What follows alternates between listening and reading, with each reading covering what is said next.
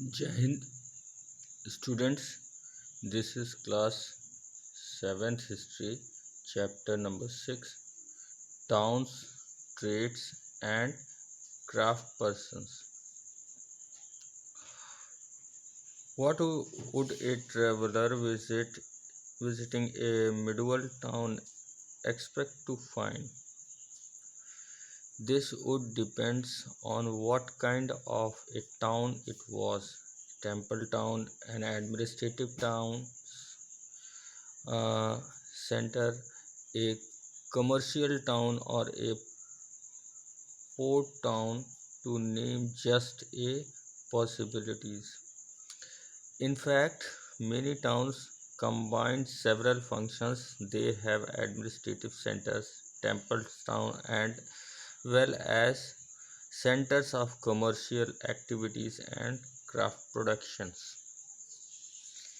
तो इस चैप्टर में हमें ये बताया गया है कि अगर कोई पर्सन, कोई विजिटर मेडुअल टाउन में आता है, तो मेडुअल एज के टाउन में आता है, तो वो क्या देखेगा या क्या उसे जो है वहाँ पर स्पेशलिटी मिलेगी।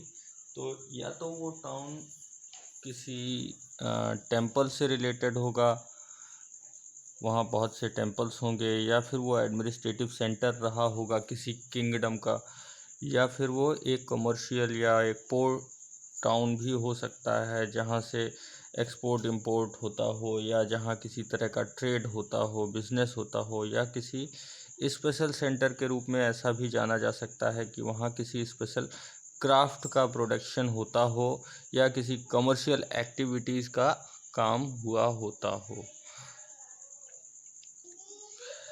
Now, administrative centers. You have read about the Chola dynasty in chapter 2. Let's travel it imaginations of Tanjavur, the capital of Cholas as it was thousands years ago. तो अब हम चोला डायनेस्टी के बारे में थोड़ा जानने की कोशिश करते हैं, जो कि हमने चैप्टर 2 में पढ़ा था। ये तंजावुर से इमर्ज्ड हुआ था और ये जो है चोला डायनेस्टी की कैपिटल भी रहा है, और ये हज़ारों साल पहले का कैपिटल हुआ करता था चोला डायनेस्टी का। The perennial river Kaveri flows near this beautiful town, और इस प्यारे से शहर के जो है चारों तरफ कावेरी रिवर बहा करती थी। Once here the bells of Rajarajeshwar temple built by the king Rajendra Chol, Rajaraj Chol. The town pupils are all praised for its architect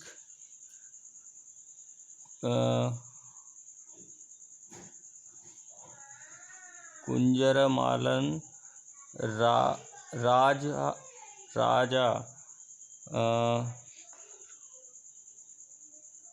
Pruntra Chachan, who has proudly carved his name on the temple wall.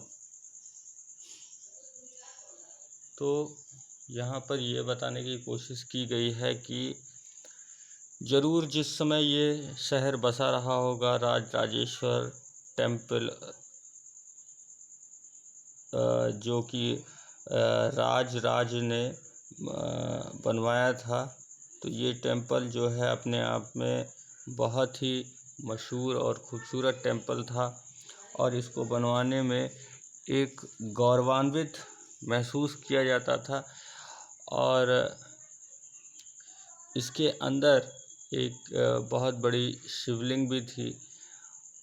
तो जब सचमुच ये उस time में अगर हम जाते हैं और इसको चेक करते हैं, तो ये एक अपनी भव्यता के लिए बहुत प्रसिद्ध रहा होगा। By side the temple there are places with mandaps and pavilions, और यहाँ पर इसी टेम्पल के पास पैलेस वगैरह होते थे जहाँ पर मंडप होते थे और दरबार भी लगा करते थे। King hold court in these mandaps, और इन्हीं मंडपों में किंग अपना दरबार लगाते थे।